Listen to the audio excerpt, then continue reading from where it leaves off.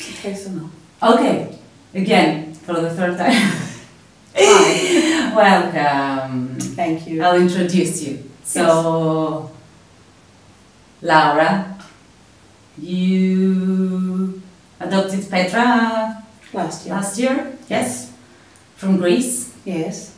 And this year you're back to adopt Charlie. Yes, I'm here to adopt Charlie. Thank you for getting to remind me. Well, no, thank you for adopting a Greek stray. Yes. And for everything else. So why? Why? Why Greek dogs? Yes, you're in Germany and suddenly you want to adopt a Greek stray. Petra of all dogs. Yes. Well, that Petra was Greek was a coincidence because I fell in love with her. Yeah. She could have been a rescue from anywhere else, but I wanted this dog and she was a very good match. Sadly, she's dead. She was very, very sick when I adopted her. And, but being involved ever since I adopted Petra, and actually before that, I realized that Greek dogs are potentially perfect pets.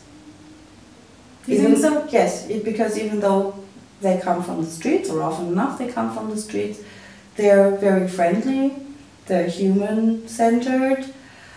They don't come, ready. That's not what I'm talking about. But they have this potential where you think, okay, with time and consistency and the right way to love, they can really make the most perfect pets.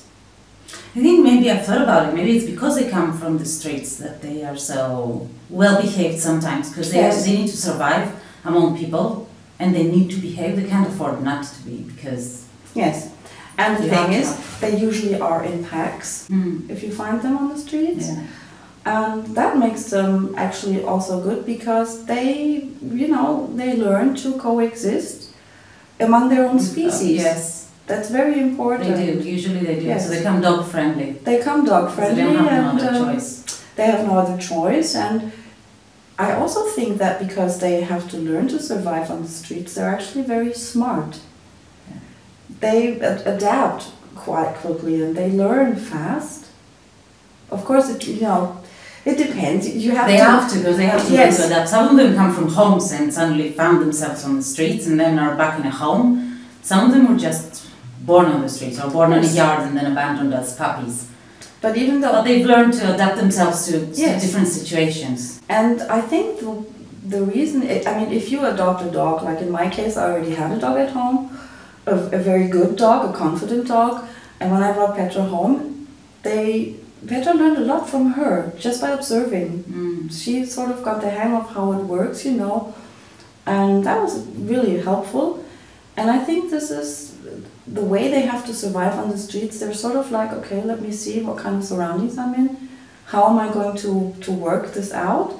And the other part is, of course, that you have to, I'll call it tough love, because I don't believe in smothering them when they come to you. Actually, this is a mistake in many. It's very wrong. Yes, behavioral issue starts because of that, love smothering. You think that the dog has missed so much and you want to offer him everything since day one. That's overwhelming. It's bullshit. It's just overwhelming for a dog. It's bullshit. So, because at first... We always say, yes, yeah. Be very... detached. Not detached, but don't offer them too much in the beginning. Yes, it's more like... satisfy their basic needs. Yes, give them... first. Or show them what is possible, and then let them sort of realize on their own terms and what kind of, how do I put it, speed they want to do it. This is more like, and I think that's the most important thing, but that doesn't matter wherever you get a dog. If you get one from a kennel, or if you get it from the street, dogs. Yes, if you give them the chance and the time. And I'm not talking about years, I'm really talking about a normal amount of time. Yeah. If you don't... Like some weeks or maybe a couple of months. If they realize, okay, so, in this household, I'm going to have breakfast and then we're going for a walk, and then I can, just stay in my bed, that's okay, Yes. They really... Because in our household, we don't really do much more with our dogs. They're part of a family, but we don't harass them all the time. No, you just coexist. You live together. Yeah. We live together. Of course, we play, and if they want affection, they come, you know. But I'm not the type to smother. I just don't do it. I mean, if a dog really needs it, okay, it's just not suitable for us, but you know. So how did you come across Petra? I came across Petra because I was very naive about animal welfare, and I was sitting in the doctor's office reading through a magazine, and then I came upon the Galgos, and then I went to YouTube just to see, okay, can I find some videos or maybe to Google to find out more what is actually going on around the world. And then I came upon the video about Petra. It was one of yours, and I was like, okay, God, she looked really awful, and look at her now. But it was, the one picture was sort of the attitude she had. And I said, this is the dog that I need for myself, you know. She's a mirror of myself, actually. Yeah. Yes. So you did the video do her justice? I mean, the dog you adopted, was the one you had seen? Not in terms of activity, because she turned out to be a very lazy dog. A lot of footage in this video was actually where she was playing around with other dogs. But it was we got to it. It was one morning when I happened to be there. It was raining, and suddenly she was able to play. I was like, yes. Oh my God! Finally, I get. It was the only footage. It was just this morning, and got into the video. I was like, okay, so she's sorry. No, it's okay. She's active, and that's okay. But otherwise. Basically, yes and no. The pictures or the way she was, when she came to us, she got on very well with our first dog. Our first dog is not exactly the really playful type, but she would try. Petra. They did play, though. Yes, they did play. Time. And, you know, but if Petra didn't want, she just ignored her, but that was okay with Pebbles. And she was basically, yes, she was the way I imagined her to be, because she was very independent. She was a dog that lived on her own terms. Yeah, that's actually the best way I can put it. And I didn't mind that, you know. If somebody would have wanted a very cuddly dog, Petra would have not been a good match. I didn't want a cuddly dog. I wanted a confident dog, and I wanted to give her a chance because she was older. She was sick, and I said, okay, you know, no, let's see, because she's just perfect. And this trip that I made to actually visit her and see her for myself was like, okay, you know, I can't wait. Yeah. Yeah. She was really, yeah, she was one of a kind. I know. Okay, now why Charlie? My Charlie, okay. Charlie. My Charlie. Yes. Okay, our Charlie. Okay, Charlie took a while to decide on, not because, you know, I fell in love with him that day we found him, but because I thought, okay. Basically rescued him together. Yes, we basically rescued him together, and the other part was that he was actually not the way Petra was. No.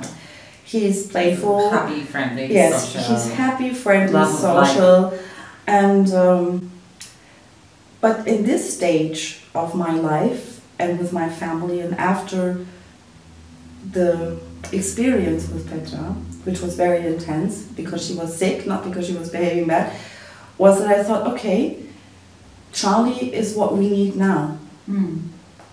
It's the way, you know, he's carefree, happy. Yes, he's a dog. He's a family dog. Yes, Charlie. definitely. Well, Petra was too, actually, but not the way some people imagine dogs to be. She was a different family dog. And Charlie was like, okay, so this is the situation now, and this is where it will work with Charlie. So that's why we're adopting Charlie. Well, thank you. You've been to Greece how many times now? Oh, let me see, maybe 5 or 6 times. In actually. 2 years? Yeah. Less than 2 years. In 1.5, actually. In less than 2 years, yes, definitely. So you've been around. And I'm coming back with you, you know. I know. Can you get rid of her? Sorry. Okay. So, okay, we've been around 2 places. Yes. You haven't been to the countryside, which is, I think, better for you because you won't stop crying. But we've been to, like, outskirts of Athens. You've seen shelters, even the streets downtown. What do you think? What was the impression you got?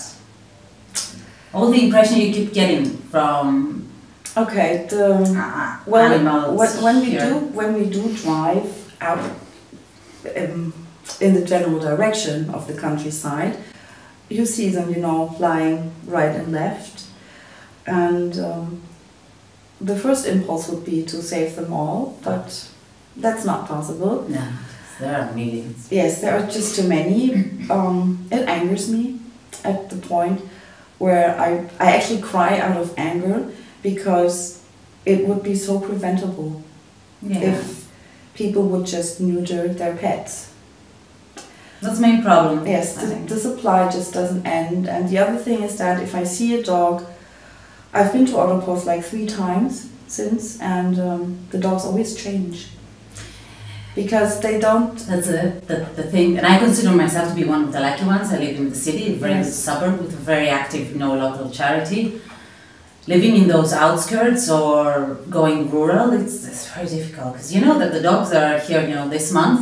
Next month it's going to be different dogs. Yes, and even my husband realized, it was a span of 1 year, but we were here last year in April, we were here this year in April, and he was like, at the square, and all of didn't recognize anyone. Where were the other ones from last year? I said, no, they're dead. Yeah. Yes, they are dead. Yeah. They didn't survive, because Autopost is, or generally these touristic places, when there are no tourists anymore, nobody really cares anymore, there's just not enough food. And then they die out of hunger and cold. And yes, they're poisoned. Yes, they're poisoned. Because it's mainly the locals. Some say that even, the order comes from the actual municipalities or the mayors of some areas, and clean up the area. Clean up the area, yeah, so it's 10, 20, 30 of them, you just put poison baits, it's cleaned up. And then you want some appear. Because what charities do, and it's very weird, what charities do here is that we spay and neuter the strays, but the new strays come from pets. I know. So it's a vicious cycle. Yes. It's like a bottomless pit. It never ends. If you think about the law in Greece, where animals or pets are supposed to be neutered, either you really want to breed with them, okay, that's another story. If they would only enforce it, and take care that these animals were spayed, then the country would have... It's impossible for most laws concerning animals to be enforced here. I know, like so many other different laws. I can understand that it's difficult, but that's another thing that I don't know if it would work, but if charities would actually try to set up or fund, spaying and neutering of owned pets. I don't know if people don't do it because they don't have the money, or if it's a mentality thing. It takes a lot of convincing, probably. Yeah, and you know what the problem is personally? But judging from other rescuers, we don't really have the time. So you have to choose a task. Would it be like to rescue a dog that is in need, which is not 1, it's 10 or 100 or 1,000. Or set your mind and have as your life goal to go around, but you have to pick an area. And you go around from house to house, sort of. Yeah. Yes, but those animals are not always pets. The boxes of litters that you find abandoned. It's not animals that you see inside people's yards. They're chained up somewhere up on a mountain. Yes. They're in the backyard. There's a hunting dog that they keep up in their next to the stables or whatever. So you don't really come across them. And then you knock on a door and say, hello, is your dog spayed? We can offer to spay him. Yes. It doesn't work like that. Yeah, but it's sad, actually. I know. It would be better, but I guess people just don't care enough. And that's what angers me. That angers me, that's where I cry, out of anger. And on the other side is that I know that there are enough people who actually care, but cannot do any more because of lack of funding. Yeah. I can understand it. I rescued this, or secured this, but I didn't rescue her because she wasn't really in danger. Yeah, because you come here, I always rescue her. But you can't not do it. No, there's so many. So she was not the typical city stray because she wasn't fat and she was obviously sick, and it took a few days to find and secure her. She's at the vet now, and I hope she's going to do well. But hopefully she'll do well. We'll do it before or after. Okay, let's see. And well, the thing is... Did you name her? Yes. I gave her the name Mona, actually. Yes, because I found her on the Monasteraki Square. Okay. Okay, and she's a girl. Great. And I actually I asked help from a charity where I knew, okay, you know, they would probably be okay with it.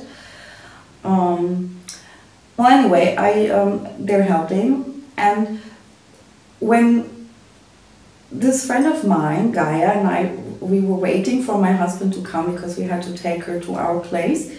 People were local shop owners and locals, you know, they were surrounding us and sort of like, what are you doing? And we tried to explain that, well, she's obviously very sick and we're going to take her to the vet. And then, you know, some started applauding, some started to cry. Yeah. Because everybody saw that she was not doing well, but they just don't have this. One woman said, she sells nuts, you know. The money. She said, I already have 2 dogs and I have a cat and a rabbit and I just don't have the money. This is the way it works, you know. This happens also because you were downtown. Of course, downtown Athens, okay, this live and let live mentality. Yes. The strays are taken care of, the people who are more open-minded. She was fed, yeah, definitely. Yeah. I mean, we asked people and yeah, she lives between the monuments and she'll come out when we start to feed the cats because, you know, and sure enough she came at around this time.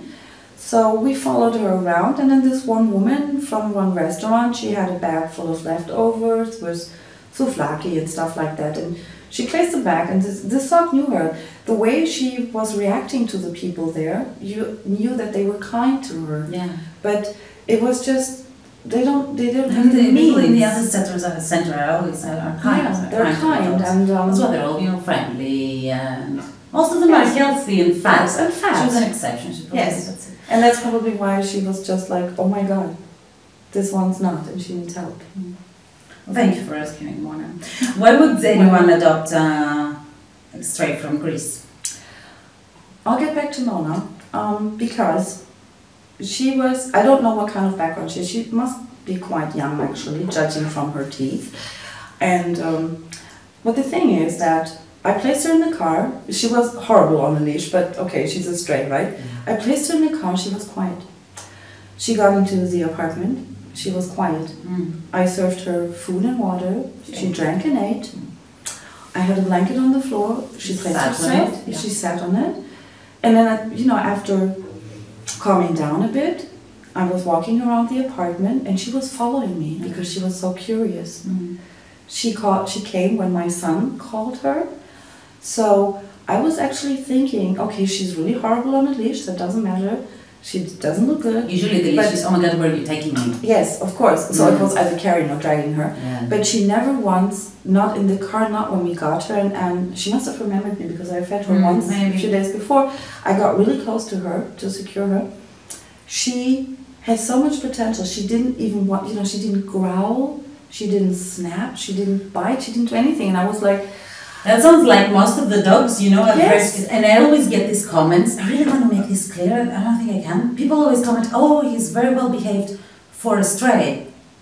Which is so wrong, because it's the exact opposite. Yes. They're well behaved because they are strays. They're used to being among people. They're used to be, you know, handled by people. Or she would have had every reason the way I was treating her, because of course I also didn't know under all this matted fur, how much pain does she actually have? Does she have any sores? I was trying to be careful, but you know, she would have had every reason to at least, you know, back off or be, you know, show some other kind of I hate you behavior. Yeah, no. So because you're trapping me. But she didn't. I don't know if she realized I was trying to help. Okay, she slept the night, it was okay. She was actually sort of house trained because she was so horrible on the leash, I couldn't walk with her.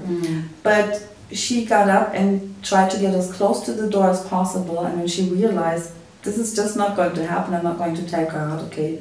Of course she had to do her pee and her poo, that's okay. But she kept her area clean, you know, and she was uncomfortable with it being dirty. Yeah, no, it's another thing. Strays come very, very clean. Yes, absolutely. Every dog I've picked from the street is always like, as if it's house trained concerning the toilet, because they're used to dirt, you know, ground. So they can't even imagine, you know, peeing on tiles or wooden floor. Or they all actually look for something like greasy. So once you take them out, it's what they do. But you didn't answer my question. Why adopt a Greek stray? Because they're perfect pets. They really have a lot of potential, and why not Greek? Really, why not Greek? I can't say I'm Do you in love think with that this country, but I'm also like, I don't know how to put it. I wish that people would choose or adopt a dog really based on the living situation they have, and not this mercy thing that you have with other countries that have a kill policy. I mean, that's sad too. But I don't believe in adopting a dog solely based on a picture in a kennel where the headline is like, is going to be put to sleep in 2 weeks. Really, if you want to adopt a dog, choose a country, choose a country. I chose Greek, and Greek, I know a lot of people around the world who absolutely love Greek strays. Maybe this no-kill policy is what doesn't have Greece, in the front line as being very, very desperate. For me, the dogs here are very desperate. Not the ones in the shelters because they're secure, but for every place that is, emptied in a shelter, another one can come in from the streets. And in the streets, they are on death row. We don't definitely choose it. Every, random, neighbor or whoever is annoyed with them just put some poison baits. Maybe. So just dogs, very good, nice dogs waiting, on the street that would make very good family pets. But maybe, they might not be there tomorrow. No, I know, but the other thing is that how many people who visit Greece, and Greece has a lot of tourists, like between 25 and 30 million a year, how many people actually think about, like the way we found Charlie, we found him on the street. I know. But how many people actually think about when they see an animal on the street, oh my God, I want this dog, and then contact a charity and say, how do I make this possible? I want this dog. This isn't help me. I don't know if this is very common, to tell you the truth. But maybe accidentally it happened with Mona. Yes. So this woman had seen her before you did, know. and she said, "Oh my God, I would like to take this dog, but I'm leaving. Please help me." Yes, accidentally, but maybe usually we don't. What I get is, there's this dog in need. Can you help? But I don't know how many dogs are adopted from actual people, visiting. It happens. I know it happens. And it could happen more often because you're there, you spend 10, 15 days on an island somewhere. And there are those friendly strays that you feed. I don't think the tourists realize that this stray is not going to be there by the end of, August. I know. End of season, actually. They disappear then. Basically, they are killed. And then next year it's going to be new strays. New strays. Well, I don't know. I mean, I'd say it's the responsibility maybe of the charities to locally, just put the word out that if somebody finds a stray, that they can help if somebody wants this particular dog or even cat. I mean, cats are also a problem here. I only knew that because I'm involved, but the average tourist probably thinks no. I have to go to a shelter first because this dog is not secure. Another thing is of course funny because I do know that a lot of tourists are like, oh, please help this dog, and I'll help you to secure, and then you never hear from them again. That happens, unfortunately. And people don't realize here that it's all 100% volunteer work. Yes. There's no government funds. There is no public shelter. The public shelters, some that exist, are really concentration camps. So I know. We never take dogs there. But I don't think they realize they ask help from a charity, and they're asking help from people who have a job, another job, because they need to make a living, they have a family, they have their own pets, they have the 100, 200, 600 dogs, in the kennel, in the shelter that they take care of. So sometimes it's impossible. It's impossible to help all those people who are asking for help for those animals they find on the streets. There's no time, there aren't enough volunteers. And absolutely not enough money. I mean, it all comes down to money. And that's another thing. That's another thing that I want people to realize. If I go out here and go for dinner in a normal Greek restaurant, I had food yesterday in a small restaurant, the equivalent of what a meal costs here, it was 15 euros. But we ate really good. And I'm always thinking like, okay, this money that I'm spending on this food, or maybe this piece of clothing that I absolutely do not need, could actually neuter one cat or one dog, depending on how much money I spend on myself, and in this way save many more lives. People This is just a very typical way of thinking. People just don't. You're thinking sterilizations in terms of yes, money. really. This T-shirt is 15 euros. Oh my God! Half a cat sterilized. Can I spend it on myself? You know, okay. Of course, I'm not saying that people should stop buying for themselves, because I certainly don't. But I actually really think about, okay, 1 cup of coffee. If 5 people donated 1 cup of coffee from a certain American coffee chain. I don't want to advertise. We don't have product placement. I know, we don't want to advertise, but you know what I mean. Oh yeah, sorry. That's okay. Okay. You will cut it. Yeah, but we will. Yes. So, you know, thinking about like a latte macchiato or whatever, or a piece of cake and coffee, and if enough people do it, like this, every cent counts. It really does. It really, really does. This is true, actually. Yes. Every cent counts. As long as there are enough cents. Yes. You know. Yeah. I know. And I'm actually more the type, I do donate regularly or support regularly. You do, thank you. Thank you. I actually... No, thank you. Thank you. I actually also have some virtual adoptions to help some charities. But the other thing is also that I think, okay, instead of always waiting, the mass public waits for an emergency where something really bad comes up and there's this huge bill. Why not just distribute what you normally would for such an emergency, just evenly, and help more people that way? That's true. Set yourself a budget and then say, okay, I've got like these 5 charities, or maybe 6, 7, depending on the budget. Okay, maybe just even 1. Yeah, or maybe just even 1, and just do it regularly instead of waiting. Because the other thing is, I always read it like on Facebook. Oh, I wish I could do more, but but I've already done so much this month, and it's like, okay, maybe start making a business thing out of it. Like, that doesn't really cover. What happens is that usually one dog that is very, very desperate and is rescued, he gets all the donations, and of course it helps other dogs that didn't get that attention, dogs and cats. Of course. That's right. Yes, but the other thing is also what people tend to forget, that if this dog is secure and safe and healthy again, then what? Because feeding and keeping it somewhere safe and warm also costs money, and this is where people usually tend to stop. Yes, I know. Because it's not. Because actually maintaining. I have 3 dogs, 2 cats. Okay, the cats are not really mine. I know, but this is an amount of money. Imagine 100, 200. Yes. It's every day. Maintaining them costs a lot, apart from the vet bills. Okay, let's cut this short because I don't think my camera can take anymore. Yes. Okay. Did I? Do you want to know anything more? No. Thank you. You're welcome. Have a good life, Charlie. Oh, of course I will. Charlie's going to have a good life with that. I hope so. Charlie's the type that has a good life. Okay, yes. He'll have a He's gorgeous.